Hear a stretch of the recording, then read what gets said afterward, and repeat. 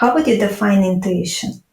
So, when I started to do the research and have conversation with leaders in business or in spiritualism or artists or whatever, I realized that we have so many different ways of defining intuition. So everything from intuition being an irrational impulse we should never rely on, to being something woo-woo that hasn't been backed by science and we shouldn't relate ourselves to.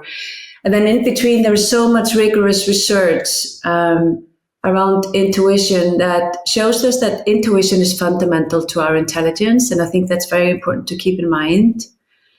I also want to say that something that is counterintuitive to many, in order to reason well, you need to have good intuition.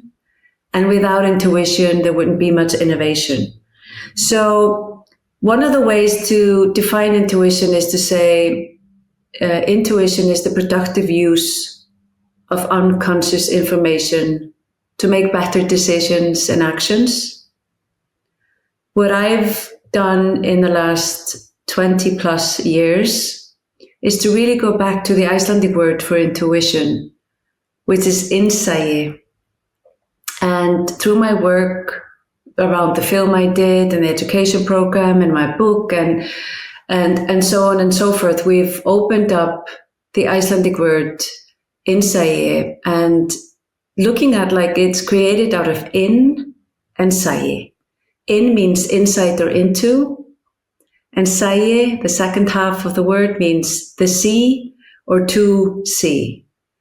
And I just realized after all my kind of journey around the globe in a way, in a sense, that this word holds so much wisdom because it has space for all the most recent discoveries we have in science and research and practice, but also timeless and ancient wisdom.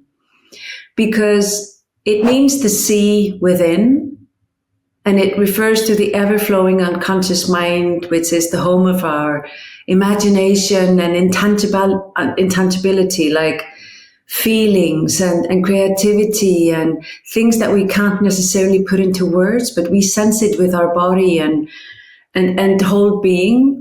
So it's a world that, the sea within, we can't put it into boxes because then it ceases to flow. And it tells us so much about how consciousness works, right?